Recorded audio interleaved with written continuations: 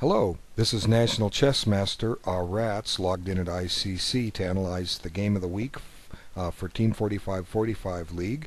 This was played in Team Event 56 and it was in the 9th round or the 2nd round of the playoffs.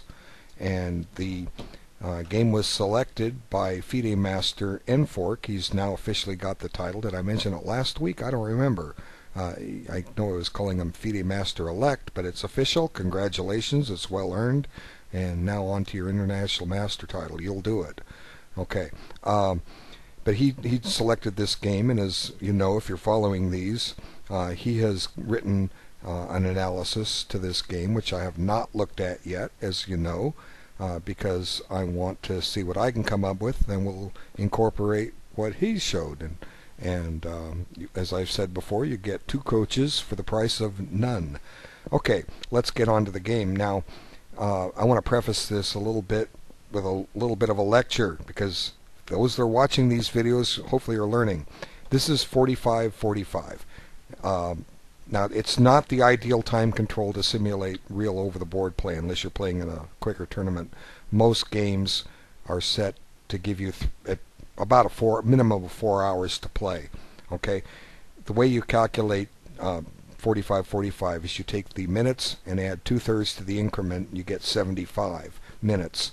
Now a game can go longer than that if it goes 80-90 moves, but it's basically designed on a 40 move game, because 40 moves is your standard time control in most regular events. All international events before the adjournment days ended in international competition, you'd play like 40 moves in 2.5 hours or 5 hours of play, then adjourn and come back. And most of your clubs, you'll often find a weekend tournament, a big prize money tournament, 40 moves in 2 hours, and then sudden death in 1 hour. So if you consume all your time, you're looking at a 6-hour game. And that happens. Okay, you got to be prepared for that when you get to the real world, if you're going to take your online chess and to prepare yourself for playing in the real world. And the thing about the 45-45 time control is essentially it's 75 minutes for both sides, or a total of a 2.5 hour game. And really, that's not enough if you want the full tournament practice. But hey, this is a popular league. It's a popular time control. There's good competition. You can still have good games. You just may not have your best one. But unfortunately, having done almost 150 of these Team 45 League games, and I've pointed out constantly the 3 things that cause people to lose these games. The most common ones are moving too fast, not developing, and creating weaknesses in the opening. And usually the latter 2 fall hand in hand. Somebody will make weaknesses in his position rather than simply develop his pieces. And that usually happens at the lower range of the ratings, under 1600. But I've seen it happen at higher levels too. But the number 1 killer, and it encompasses all rating levels, is moving too quick. Okay, so let me just make a preface here. If you take that number 75, your E time, and divide it by 40, because that's about what the game should last, you almost have a 2-minute per move advantage at your disposal. So you could spend 2 minutes, almost 2 minutes a move, and finally near move 40, you'll be down to just playing on your 45-second increment, which should be enough by the time you're at move 40. So if both players had an hourglass set up, say at 2 minutes, or 1 minute and 45 seconds or something like that, and said, I'm not going to move until my hourglass runs out. And if you did that every move, you would, as you approach move 40, you'd now find yourself with the 45, having to play on the 45-second increment. But you know what? You'd probably have a lot better position than you do if you're playing quick.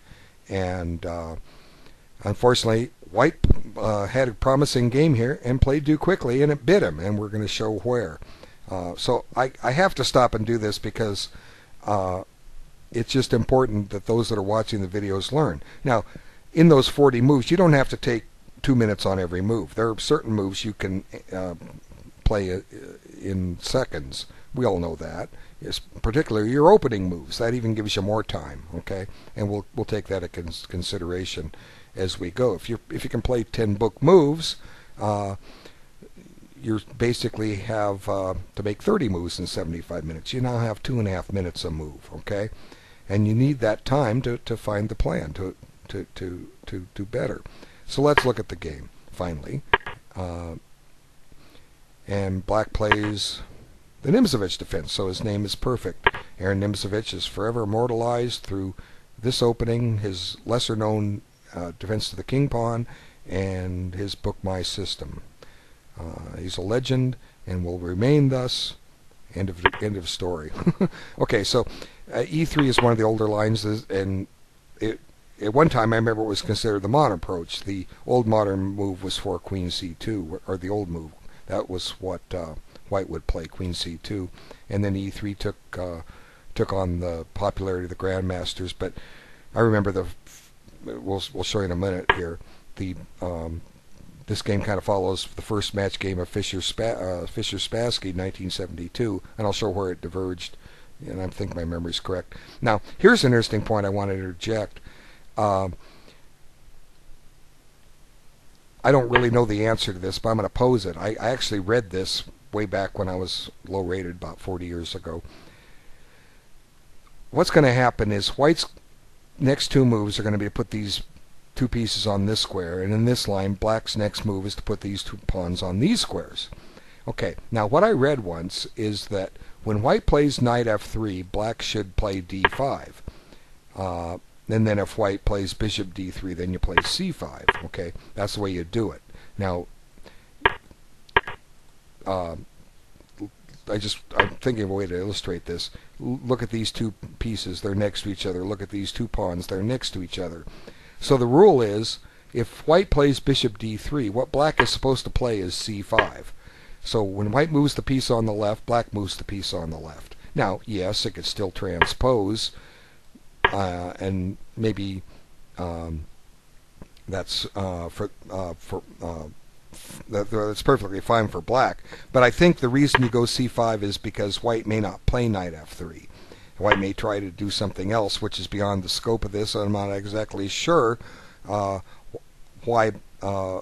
What other cannon moves are there? Pushing, going here, a3, knight e2. I don't know. But Black should have has possibly something better than he gets in the main line. Yes, White can go into the main line, but Black has more options. So there's a reason why, but I can't tell you why.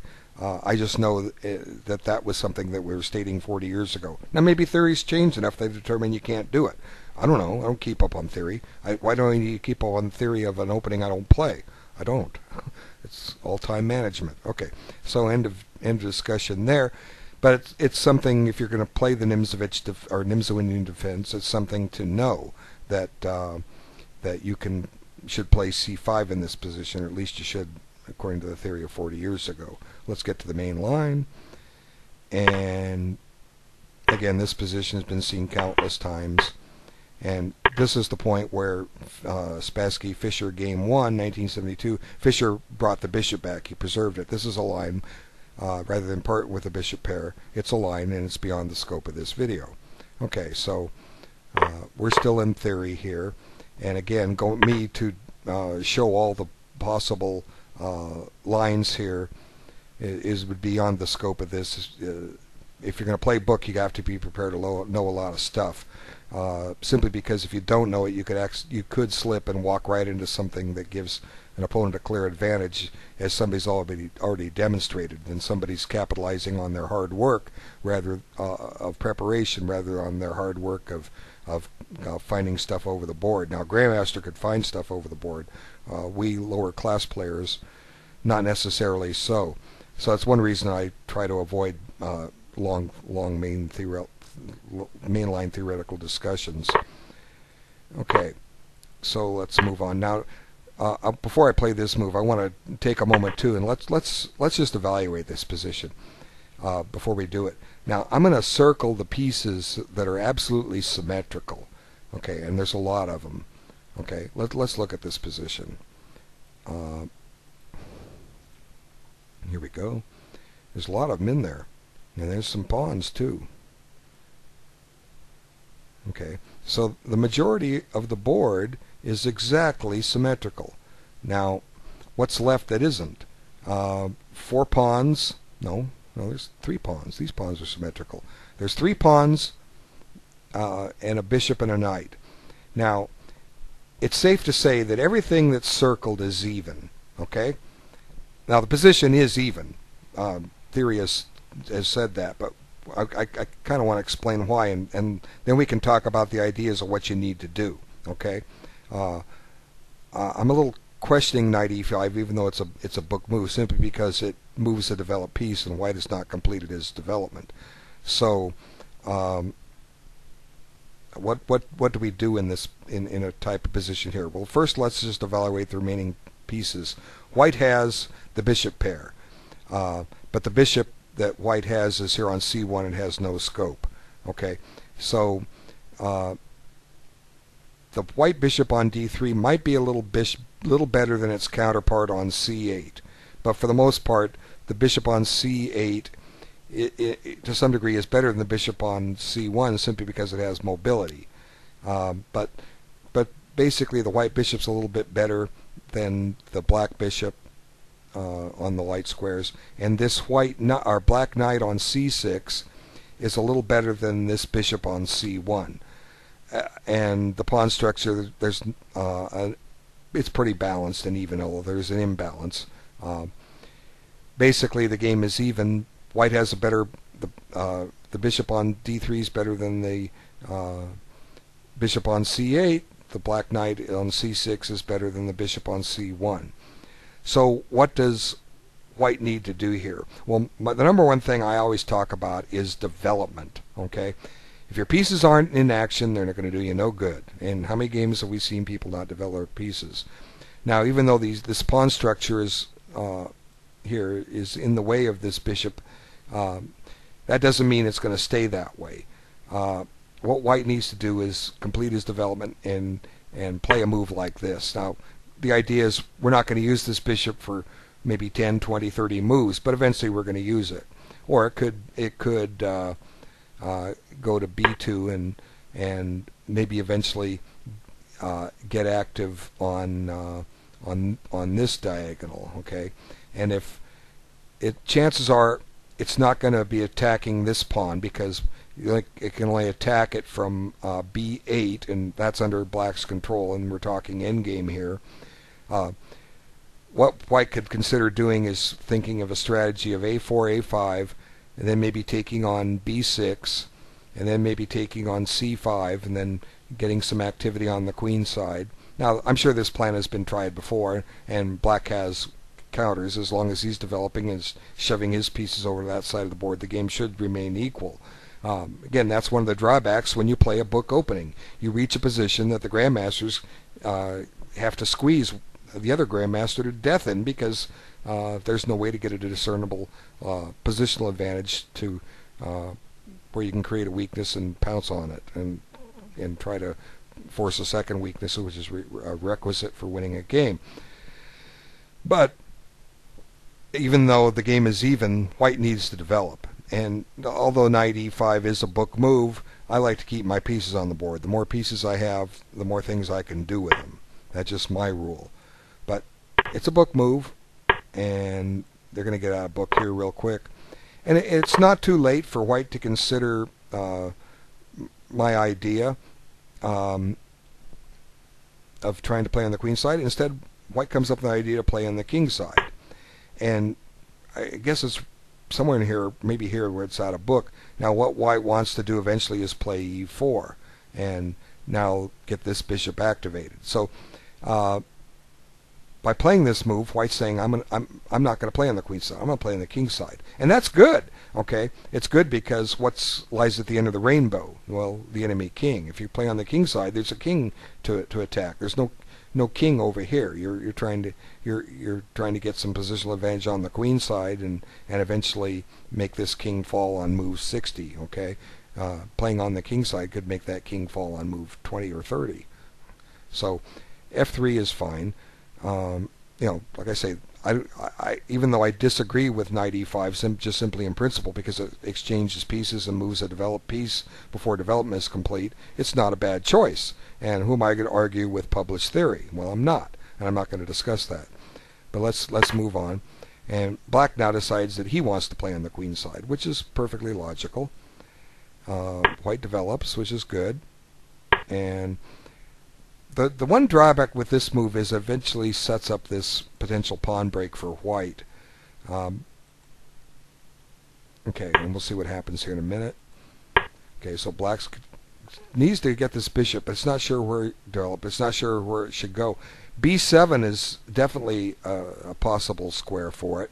The point being that if white pushes here and if white takes, suddenly this diagonal is open. Now, yeah, it's shut in by this pawn on f3, but if white's playing kingside, he may be shoving that pawn later and having this battery. It won't necessarily checkmate white, but having the possibility of checkmating white will restrict some of white's ideas later.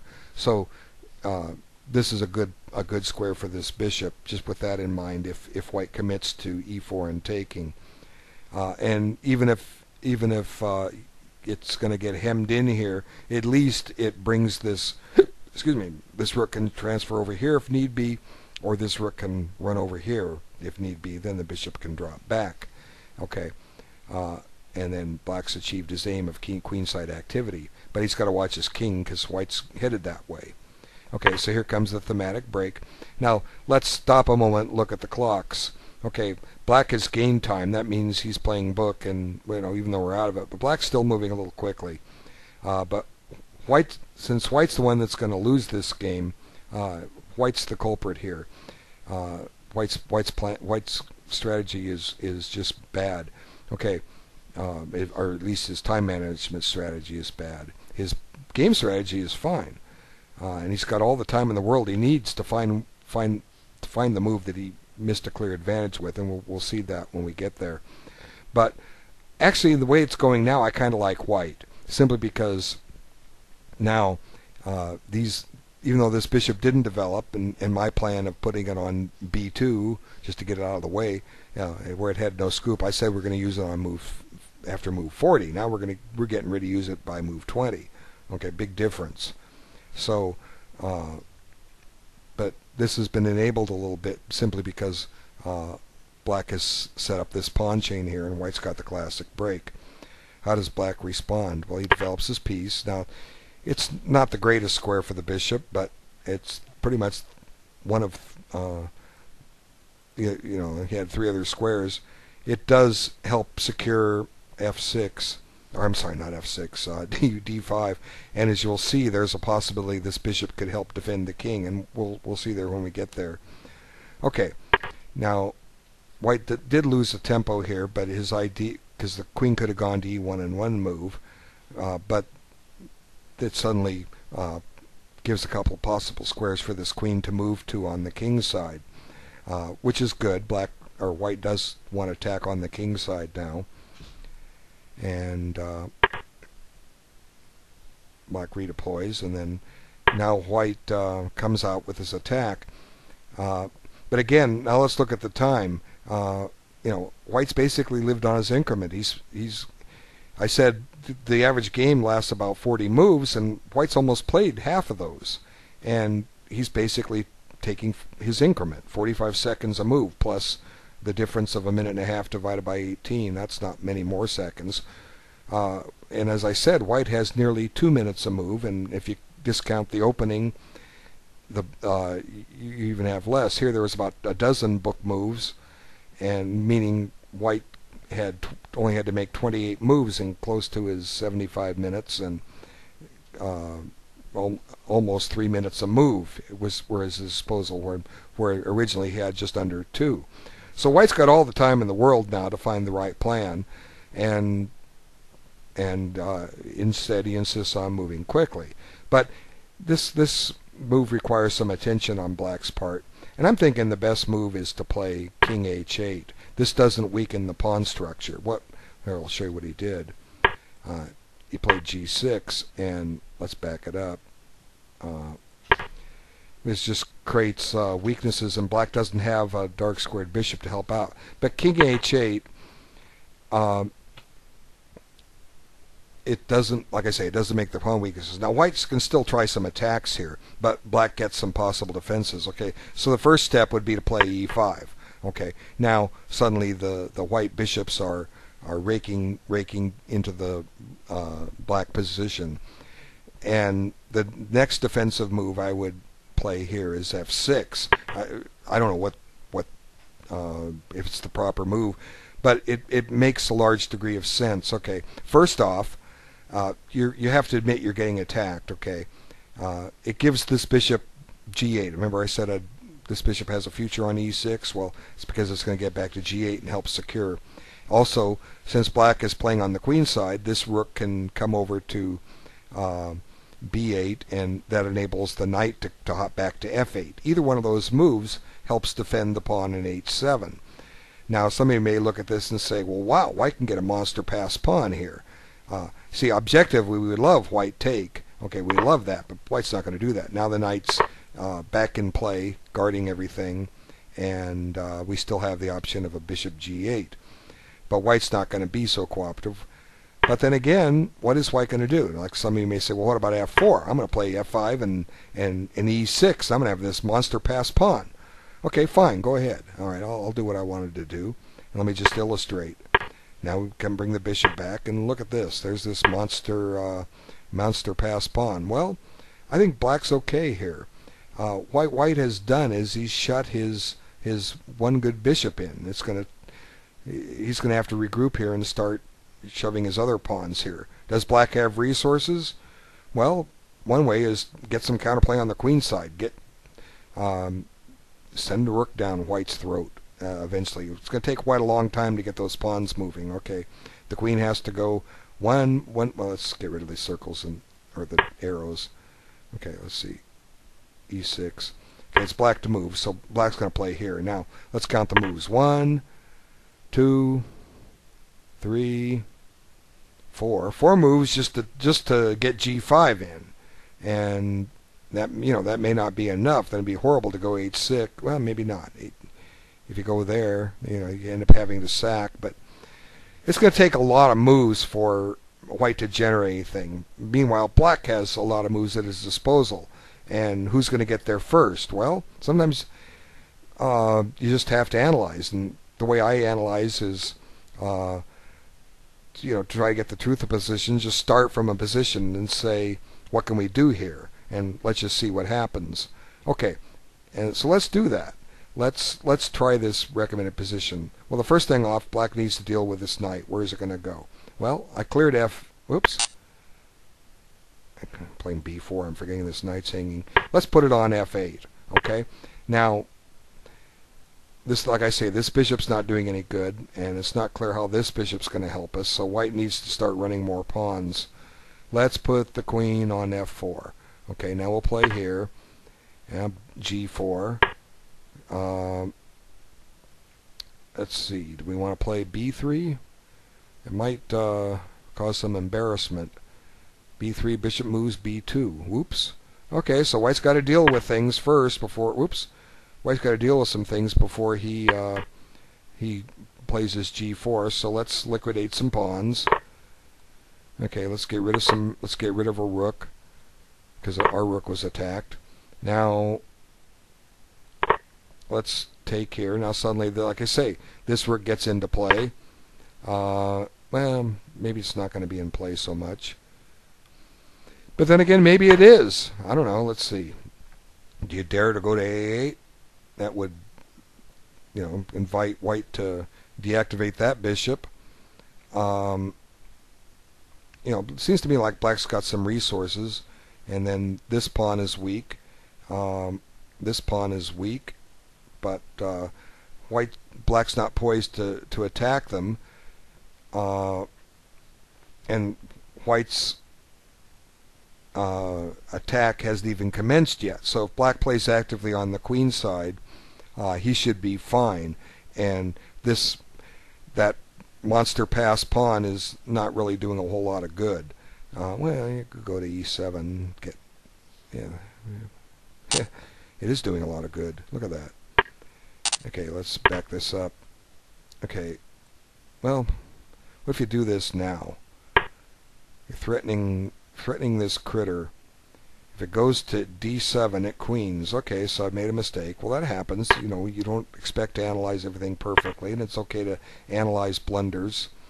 So before black gets aggressive with rook here, he needs to make sure E7 doesn't mess him up. How about if we just, let's see, how about if we go attack a pawn? Okay, now, I'm not saying we're going to take a pawn, we're just going to go attack a pawn. We're going to try a little redeployment here. Okay, now white just says, okay, I'll sack the pawn. I'm going to get my idea going here. Well, let's try it for the fun of it. Okay. Now G5. The point being that if black takes, eventually this pawn could go to F6, and we got our bishops activated. So black doesn't want to take. Black just decides that he'll run back here and collect his pawn. So it's not clear exactly if white can afford to give up that pawn. Maybe white has to stop and defend it. Let's see. So instead of G4, let's play here. Now we got to make sure this E7 doesn't beat us. So how does black continue? White might have some counterattacks on this guy. Well, one way is to, well, we don't want to play. If we play H6, it could line up a possible sacrifice on that square. But you know, it looks like black has resources, and if I take this any further, I'm just going to burn time on the video. There's infinite number of possibilities in chess. Well, and they're all beyond the scope. But the whole purpose of this was to show that I don't think white gets anything forcing with putting his pawns here, because he's just deactivated his bishops. And the point of H6 is I want to play the knight to H7 and help secure against a G5 break. And who knows? You know, maybe this bishop can go to H7, and white may never break through. But I just wanted to show a possible line, and with proper play, black should have nothing to fear as long as he's playing actively, and that's what I did for black. So anyway, sometimes we're afraid of things, but we don't need to, is because they just take time. It took white a long time to set all that up after he locked the pawns in. So King H8's the better move. Okay, so G6 weakens the pawn structure, and here's white going still plenty of time on his clock. Now comes the break. Well, black pretty much has to do it, otherwise he's going to get suffocated. You got to create some counterplay. And bishop here, rook over, and here's the key point in the game. Okay, I believe white is probably going to win this position. And first off, let's look at what happened. Okay, he has 42-47 on his clock, and he makes this capture. So he's up to 43-23. So 23 plus 13 is 36. That means white took 9 seconds on this move. 9 seconds. And his play is on the king side. When was the last time he played on the queen side? 15 bishop c2, 12 knight takes c6. White's made 2 moves on the queen side since the opening. Okay, you got to stay on the queen side. Now, it's a good exercise. White to play and do the best he can. Now, it doesn't guarantee a win, but what's the best move you can play? I'm telling you, it's not c takes b4. Pause the video and see what you can come up with. Okay, you've returned. Now before I show the move, let's go over a general rule in what you need to do. Okay, objectively we like to get this queen to g7, but that's not easily done. f6 is covered, but we have other ways to assault the king, and the bishops are active. Okay, and the queen is active. Next thing we need to do is get the rooks active. So essentially what white needs to do to make sure he plays the best move is have some candidate moves. Now, I'm going to watch the video timer, 30 second. Well, we'll see how it goes. You'll see what I'm doing here in just a second. I'm going to time how long it takes me to find the best move. Okay. So first thing, what White should do is consider some candidate moves. Clearly, this was a candidate move of his because he did it. And I guess alternatively, you could say that was a candidate move, even though I disagree with him because they're not playing on the king side. What king side moves can White try? Okay. H4, there's one. Queen H4, there's another. What else is there? Bishop G5 with the idea, Bishop F6, and then Queen H4, Queen H6, and Queen Mate. And one other idea, F4. So let me get rid of the arrows. So let's throw these candidate moves out. But if we do consider them, pawn takes. Okay, here, wait. I want to start the timer here. I want to show you how quick it takes me to go through these. Okay, let's look at this. Pawn takes. What are we going to do next? Rook takes. Just playing some forcing moves. We don't know if they're the best moves. Now we've got a potential problem here. Okay, let's get rid of it. Hey, I'm up a pawn for now. Okay, let's go back. This could be okay. Now, pawn takes, the transposes. Okay, back up.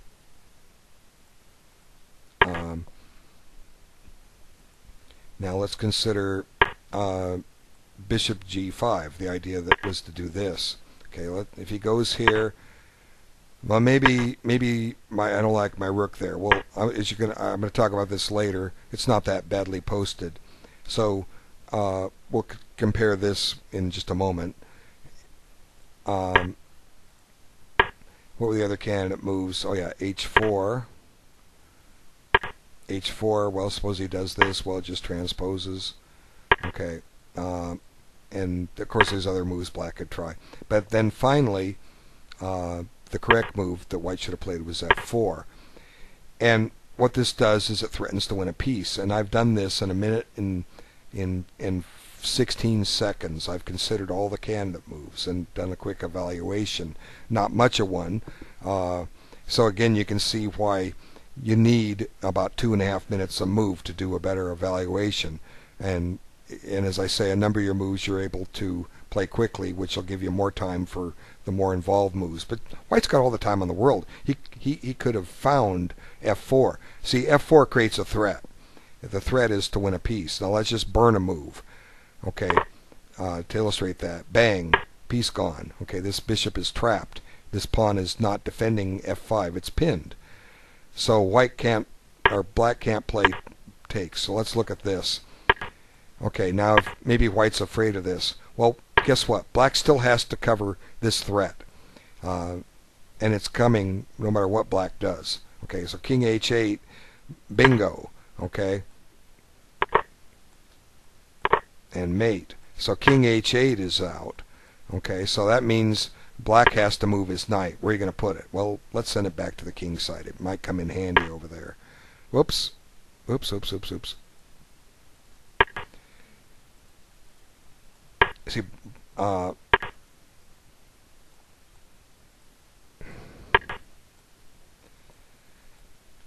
I got the right position. Now F5. Now the bishop has a place to come back to. But White's killing here. Okay, F6 now comes under White's domination. Okay, doesn't matter how Black takes.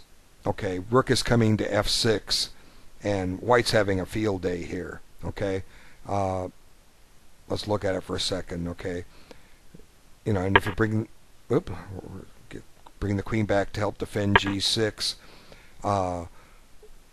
White's going to win at least a pawn here with bishop takes. Okay, how are you going to take back? If you take with the king, this pawn falls. Boom, pinned. Okay, if you take with the queen, this pawn falls, and now there's monster discover checks. I mean, well, there's a, and making a queen doesn't work because you just take it with check. Boom, clever, huh? And White's going to win this. Okay, Black can't survive. Let's see. Now we got to safeguard the safeguard the queen so we can safeguard the bishop. Do we trade queens here? Gosh, as much as I hate to. But white's up a pawn, okay? White's got 6 pawns. Oh, white's up 2 pawns. White's winning. So, you had all the time in the world and you took 9 seconds on a move, okay? You're not going to cut it. It's not going to cut it. You know, maybe you'll win games against players that move quickly too or aren't as skilled as you, but you're giving up over 200 rating points to this guy. You got to take your time. Why did you play 45 minutes if you're not going to, in 45-second increment, if you're not going to use your 75 minutes? So let's move on. And this pretty much throws away the entire white advantage because now white's not able to get the f4 trick in, and it doesn't work as well after the. Let me just back up. I'll show you. After this first exchange, it doesn't quite work as well now, simply because there's new stuff in the game that can be a nuisance. The fact that these pawns are now mobile and active, and I could spend 5 hours analyzing this position. I'll leave this to black and white and anyone that wants to study this to solve. But white's advantage is pretty much dissipated. Anyway, rook. So let's see. So white throws his away advantage here, and again, you know, like I say, he's moving quick. Look, he's gaining time on the clock. And here, he took 5 seconds. 5 seconds? Yeah, he goes up by 40, so minus his 5-second increment. He took 5 seconds on that move. That's fine. But you see, now there's one problem in the white position. The f4, f5 break isn't as potent, and white has a weakness now. d4. You know, white created a weakness there by making that exchange, and as I showed, black couldn't make the exchange on c3. Whoop. Look at this. The mouse is messing me up. Those 2 arrows with the rook don't belong. I just released it too quick. Anyway, moving on. Now white says, I want to threaten a mate, but you know, it's a one mover. Okay, black has time to figure that out, and he does. And again, white's moving quickly, and now he just falls into a trick. Fork. Okay, now the game was still more or less even here. White shouldn't lose this with careful play, but he's trying to create something which wasn't there, and suddenly the game turns into black's favor. Now this pawn is falling with check, and then the other pawn falls. Boom. And white's attack is completely gone. The queens are off the board, a set of rooks are off the board, and white's 2 pawns down, and these are monster pawns. And really the rest of the game doesn't require much comment.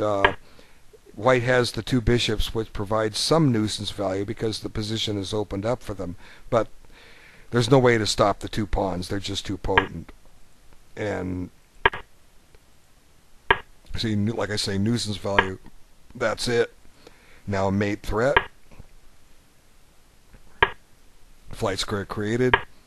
Here come the pawns. You know, here they come. There they go, and they're just crushing. White's lost. So, you know, white's just moving. Now black was taking his time sorting his way through this. So, black made the right choices and found the most accurate ways to do it. Now, oops, looks like white took some time. And maybe got up and walked away. But still, you know, look at this. He gets a pawn back, but those 2 pawns are just too powerful. They're just too powerful. And the bishops can only do so much. And the king just coming in to help him through, and with rook, knight, and bishop lying wait in reserve, there's nothing white can do. And bingo, now the bishop's going to fall, and white's going to have to face 2 queens and a rook, because they're promoting. But you know, now white's finally taken some time. I didn't measure that. Here he took some time down near the end, but had he taken that time when the game was critical, he could have been winning this game. So, you know, you might have expected White to have taken his time in the opening if he was going to take it when he got in trouble. You know, I mean, not the opening, the early middle game. So that's case in point, another case. I wish there were no examples of this. I wish everybody watched my videos, saw this, and took their minute and 50 seconds a move. Okay? Whatever it comes out, just under 2 minutes. If they took their 2 minutes a move, yeah, you can still lose games, but at least you can't blame moving too quick on what's wrong. You have to blame it on calculation or misevaluation. Okay? So let's have a look at what Nfork has to say. Again, these comments are not, I haven't looked at them yet, I just copied them. And we'll see how we agree or disagree.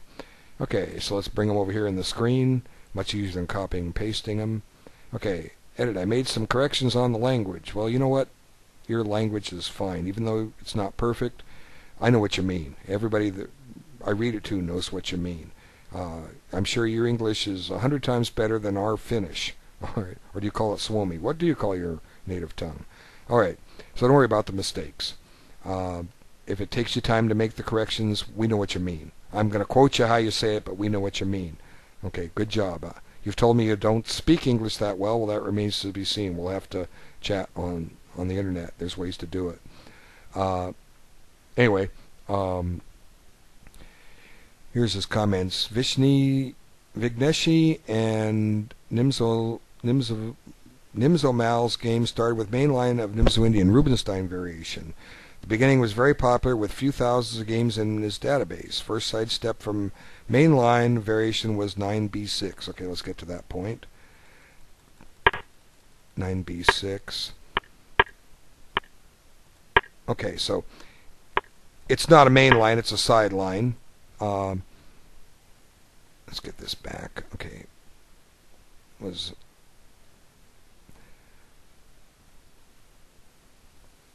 GMs certainly have played B6 as well, but slightly more popular lines start with Queen C7, which controls the E5 square, giving room for the rook. Okay, that does keep the white knight out of E5, gets the rooks closer to being connected, clears D8 for rook if you want that square. Okay, so so he's right about that. So Queen C7, it gives you an idea, doesn't it? Analyzing these is beyond the scope of this video, but it just gives some ideas if you're trying to learn what the principles are. Okay, the other line is, main line is D takes C. Losing it here. D takes C, which, oh, let me get this over here. D takes C, which after often played moves such as bishop takes C4, Queen C7 may transpose to above mentioned line. Okay, he's right. But the other thing he didn't mention, even though it's implied, it may transpose at some point kind of to the game. You know, black can still play Queen C7. But notice one thing. When black does the B6 idea, the bishop is now active on this long diagonal. So that's one advantage of playing this way. Okay. Okay, let's bring it back, see what he says next. Next comment is on move 13, A5, so let's get into main line, go up to 13.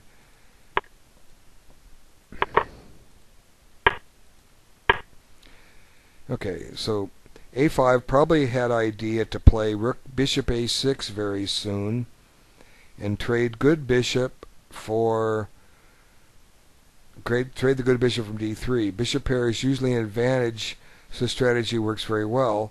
However, A5 brings weaknesses for black's camp. White may start to attack weakened B6 with heavy pieces, and B5 weakness may be magnified with A4. Okay, so that's true. He's right. That I mentioned, you know, in the lines when I would have played bishop D2 that white will start running his pawns and try to open up lines, you know, try to create some weaknesses somewhere. Well, black will just run his pieces over to the queen side too, so it's probably not going to get anywhere, but at least we had some activity for this bishop. I was talking about that. But here what he's saying is, the idea is to do this, okay. And but at some point A5 may come in and white may occupy this square. So he's spot on. So after A5, that explains why Queen E2. See, I missed that. See, I mentioned that white had lost the tempo when he goes to E1. Well, if he does this, he's going to get his good bishop traded. So Queen E2 is correct. Okay, so I'm not perfect. I didn't notice it at the time that it was preventing bishop A6. I just noticed later when I went to E1 that white lost the tempo. He could have gone there in one move. But that's fine. Okay. And then he points out, on the other hand, white may play Queen E2 to avoid the bishop trade, which is exactly what white did. Okay, so now his next comment comes on move 15 with B5. And I think, as I was saying, black's just trying to get some queenside play going. Okay, so B5, black trusts on his queenside pawn attack, but often the center is like in here as well, most important area in chess, and black is neither so fast on continuing with B4. And he suggests rook E8 would have slowed down white's attack. Rooks belong on open or half-open lines. Okay, so this didn't slow down the white attack. We saw white got his attack. Rook E8 does slow down. Wait, gotta back this up. Rook E8 does slow down E4, doesn't it? Let's see. Am I blind? Yeah, it does. Bingo.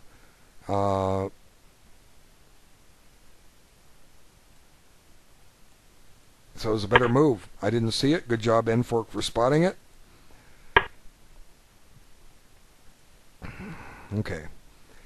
Now 16E4. White concentrates. Let me get to this. Revert. Okay. E4. Oops. E4 here.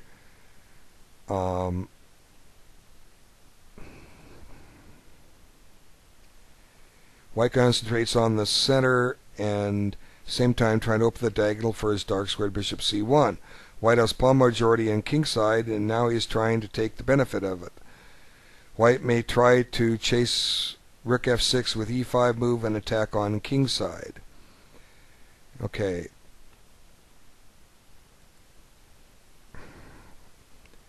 So his next comment comes up not until move 19.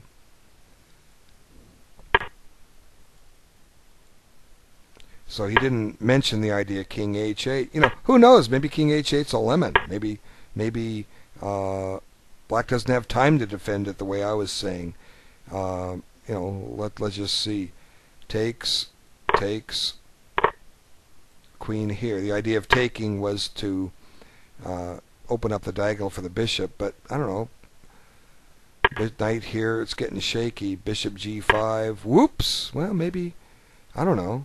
Maybe like I said, I could be wrong. I didn't analyze this with a computer because I don't need to. I just apply logic. You prove these things are good. The fact that N4 didn't mention it is maybe my move's bad.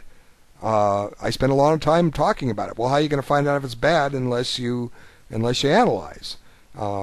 It's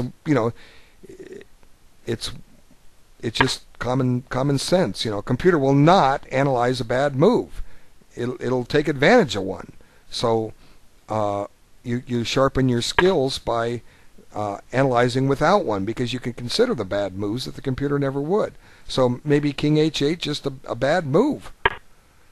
This seems to me like white's carrying on fine and black's not getting what he wants. Let's see. Queen here. Well, you can still play G6. Well, you could play F5 too. I don't know. Not saying it's the right move. I don't know. This is how you get better at chess. You analyze the positions. You figure out what happens on these various choices. But the fact that Nfork doesn't mention it, he doesn't have to be 100% thorough either. Like I say, you got two coaches for the price of one. Okay, he's going to see things I see and talk about. I'm going to see things, vice versa. We see stuff the other one didn't. But anyway, let's get back to the main line.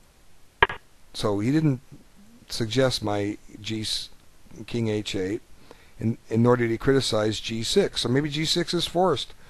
Go ahead, put it on a computer, see what the computer says. But try to solve it on your own first. I've tried. But that's why you don't want to put it on a computer, because the computer will tell you what's wrong with King H8. If it's wrong, okay, then you don't learn what's right. If King H8 is wrong, it's a great thing. It's like, this is perfect for correspondence chess. If King H8 is wrong, you have 3 days on the average to make a move. Okay, now you sit down and you start looking at all the possibilities, and if there's a win, you will find it with 3 days. Unless you're playing hundreds of games like a lot of people do, if you're just playing a few games, you have time to solve this problem. That's how you get better at chess, analyzing. Okay, so anyway, bring this back. Gets down to 19. 19e5 doesn't offer new squares for white. Where was that? Let's see. No, revert. Okay, so his comment here is 19e5 doesn't offer new squares for white. It's white's turn to stop black's attack for at least a moment. Bishop Rook b1 would have helped on it.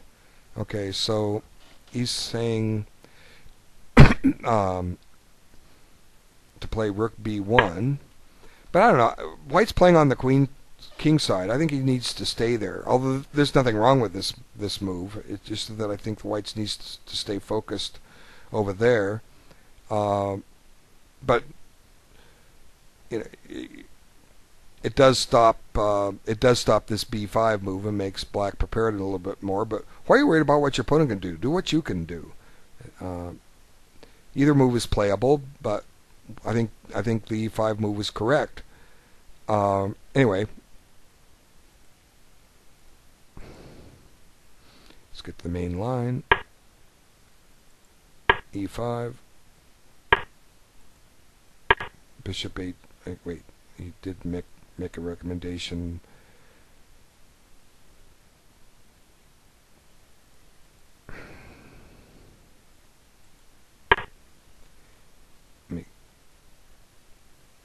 Black's saying, or he's saying 20b3 could work because black gets play on the queen side.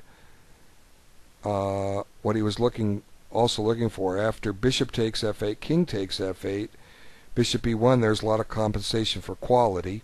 Now, quality is the European term for the exchange. In America, we call it the exchange. So that's what he means, quality. I've mentioned this in a number of my videos. Hopefully you've already seen me say that. Okay, that is mostly due to strong protected pass pawn on b3 and passive white rooks. Okay, so he mentioned an exchange sacrifice I didn't even mention. Okay, it's common we say, oh, our rook's attacked, we've got to move it, and then we kind of slam the door shut and don't look at other possible moves. But this is perfectly good. It takes away the best white attacker, and bang. I'm not saying a4 is the best move, but talk about a protected pass pawn. But does black want to play for this? He's tying up the white position. How does black make headway? If black's content with a draw, yeah, maybe so. But in light of what could have happened, it's not necessarily the best. So for white to win this, or black to win this knight's going to have to get to this square. That way it's got some twin threats. And how are we going to get there? Well, knight to b8, to a6, to c7, to b5. Okay, continuing this, I had a little accident in my last video that I made 2 days ago had stopped, and so I had to just, rather than redo the whole thing, I just copied the copy. And let's finish this up with what Nfork was saying. He was talking about the move b3. Let me bring the notes over here. B3 could work because black gets play on the queen side, where he was also looking for, and he gives the line of shoving that pawn. And the question is, can black do any better with this than he did in the game? We'll come back to that question in just a moment. White's objective now in this position, one of the reasons for bringing the bishop back to b1 is to try to break with f4 and f5. And the question is, does white have enough to compensate for this pawn? Can black do that knight maneuver and grab one of these pawns and then suddenly unleash a serious threat? It's a good question. I'll just try a line out. We'll just see what happens. It doesn't mean it's the best line. This is how you analyze. You just test something out. Okay, so in this position, it's I think it's white to move. So white might go f4, and then we're going to follow this this idea. Now, the question is put to the black bishop. So let's just bring it back for the sake of argument.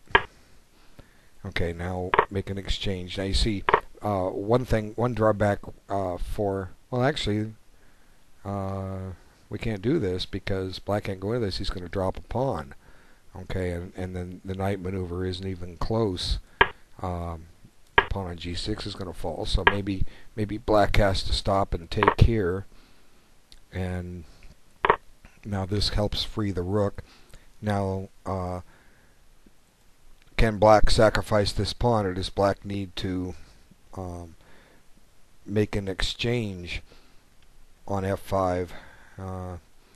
Let's just go back to the plan. Okay, let's go ahead and give up this pawn. Now, like I say, this knight's working on things. Now, one thing white will have to do at some point is try to get his pawns running. And now black has achieved his objective of getting a knight to b5. Okay, so it's white to move. He can shove the pawn again. Might as well. It's a race. Now, which pawn is black going to go after? The A pawn or the C pawn? And the queen's going to have to attack it too, and it's going to take a couple moves to get there. You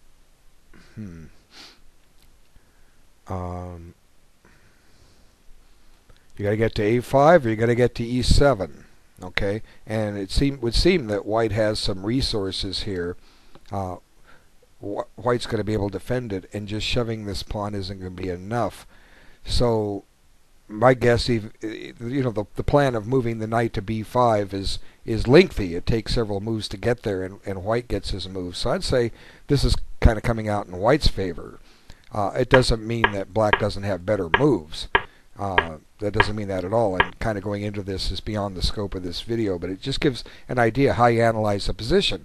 You just take the position and play it out, and you're examining all these different trees of or branches of the tree of analysis, and you gain practice by doing this, and most of these variations aren't going to come up. You're only going to see one variation in a game, but if you're studying a game while it's going, you can start thinking of these things. So apparently black can't try for the win. Black's going to have to try to play a little more solidly. He's going to have to deal with this with this thing, which is inevitable. Where else does the knight go? I had it going to b8 so it could get to b5. Well, let's see. It can go to b6 and c8 and a7 and get to b5. The advantage of putting it on b6 is that it keeps the back rank clear for a rook. So let's go ahead and try this move. Now I think white should go about what he was doing. And again, if the bishop retreats, white's going to win a pawn. So maybe at some point this is necessary. And black still has his monster pawn, but white's generating some play here, and this pawn is weak. I'm tending to think that white's probably going to be okay out of this, because he's going to be able to generate some play with this pawn, and it's not clear how putting the knight on b6 is helping activate this rook. So, it's certainly interesting, and it makes for extreme complications, but it also makes for plenty of chess analysis. And when you can sit and look at a position like this and try this line and that line or whatever, it's going to help your skill develop. Okay, you're getting used to moving the pieces. You're seeing different themes. You're seeing different ideas, and whether it's or correspondence chess or analyzing it over the board game, you're still getting the same analytical practice that you would when in either case. You're moving the pieces around. You move the pieces around after an over the board game. The only difference in over the board game is that when it's your move, you can't move the pieces around. You must analyze from the position we're sitting at. Okay, you can't move them around. But once the game's over, you can move the pieces around, and you do move the pieces around. So you can see whether it's correspondence chess or analyzing it over the board game, you're going to develop your analytical power, and there's no other way around it. But my feeling is it looks great, but White's got some potential here, and Black's going to have some trouble defending this position. That's just my general instinct, and it's going to take Black a while to generate anything against these pawns. I mean, it looks great, but in reality, White's got some a few things to say himself. Okay, so let's get to the main position. Bishop h6 was played, and that's on move 20. And what Black played, he saved the rook. Okay, he didn't make the sacrifice. He saved the rook. And as I'm saying, this is the point where White went wrong by taking 9 seconds on this move. So theoretically, White was probably winning with f4. So I guess to some degree, N4 is correct. Sacrifice the material, play b3, and try to scare White a little bit. And the reason I put that bishop on b1 was to support the f5 break. Going to d1 isn't as good a square. But anyway, I guess theoretically rook b8 was better than b3 was better than rook b8 because White just has a crushing position here. It's a little less clear the other way. White's going to have to, just be bold and allow this to happen. But I guess his move does allow it to happen. Maybe White, when White plays bishop h6, as I was saying, we automatically see that our rook's attack, we need to move it. Maybe White's under the same assumption that, I'm attacking his rook, he needs to move it, and doesn't even stop to consider his Zwischenzug. Okay, so let's see. N4 gives simple and careful and precise 21st move that excuse me, that 21f4 would continue the kingside attack. And yeah, it's obvious it would have, and I've given more examples why that would have continued it, and probably given White a win here. Okay, so his next note's on 25, and he mentioned, oops, let's get to the right line.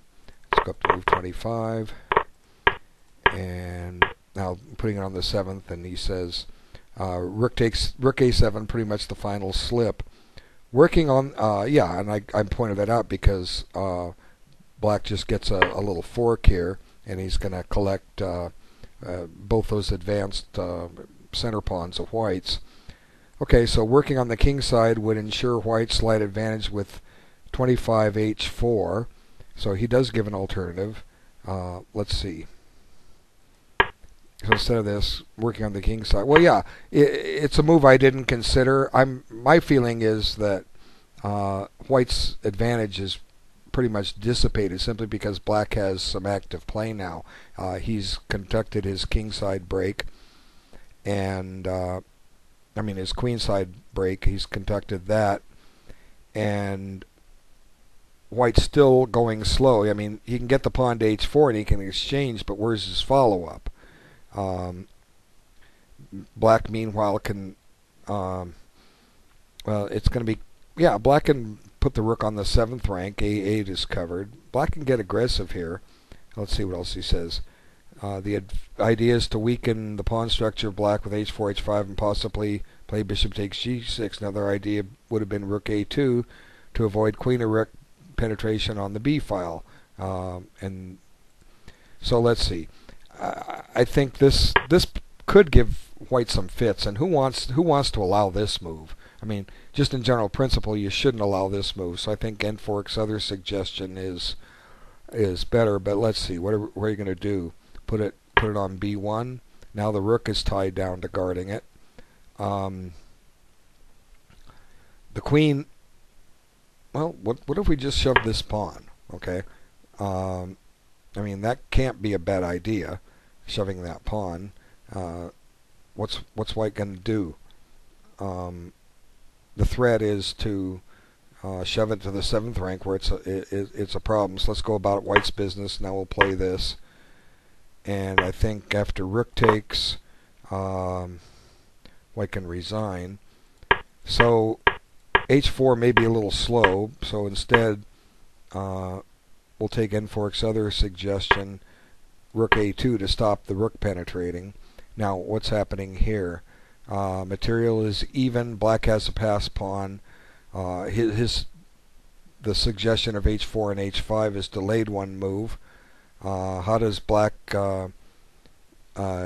generate anything here? Well, he can make a threat on the d4 pawn. Okay. And for that matter, black might even just offer a rook trade. The attrition here can break white's attacking chances. Let's see. I mean, black might have a slight advantage simply because of this pass pawn, but his king position is a little weak. But let's just examine this for a moment. Now, the threat is to play queen check on a1 and gobble a pawn. So white needs to deal with that. Okay. Well, white didn't have to take the rook, but this is an immediate threat, and it delays white in getting his kingside attack going. So maybe white doesn't want to trade rooks, but what is alternatives? You know, then this rook is penetrating, and I mean, this is just allowing black a little too much activity. Of course, queen d8 is now threatened. It's certainly something for analysis. Rook b2. Black didn't have to play rook a8. So I think N4's suggestion makes the game playable for white. It's certainly going to be a fight. Let's look at one more thing here that I may not have noted. Let's see. Okay, queen g5, rook b8, rook a7. How much time did he spend on the move? Okay, 45:09. So it went down. His clock went down 27 seconds, plus the 45-second increment. 27 and 45 is just over a minute. Again, but white has all the time in the world here. I mean, here in this position, he has the luxury of more time than he started with. Okay, he's starting from fresh, and clearly he should realize things just didn't quite work out as they belonged. White could comfortably spend 20 minutes on this move. He would still have 25 minutes left on his clock. Okay, only 12 behind his opponent. But in 20 minutes he could find rook a2. Okay, rook a2 just makes logical sense. Let's keep this rook out of b2. Okay, and make black find a move, because you know your opponent may have good moves at his disposal, but he has to find them. But rook a7, you know, it's ambitious. It's putting a rook on the 7th. It's a natural move, but he only barely spent a minute on it. Okay, he barely spent a minute, and you can't do that especially when you have this much time on the clock. If white had 10 minutes left, Well, yeah, I can understand, maybe taking a minute on a move, but had he thought for 2 minutes, or let me just say this, if he'd played Rook A7 and said, now, what can black do? Okay, what would I do if I was black? Well, gee, let's see. There's a couple of weak squares here. Neither one is defended. I can fork it. If White had spent a minute more reflecting, he might have seen this move. And if he does see it, then he says, "Whoops! I can't play Rook A7. Let me see. What else can I do?" So, as I said at the beginning, time spent is a major killer of players on the internet, and especially when you're giving up over 200 rating points to your opponent. You don't want to. He's already got an advantage in skill on you. You don't want to give him an advantage on the clock, right? Anyway, we could say it in so many different ways, but extremely interesting game. And I want to thank everyone for taking the time to look at it. I had a lot of fun making this one. As obvious, it's going over an hour. Thanks to Nfork for his comments. And most of all, thank you for watching. And take care. Bye.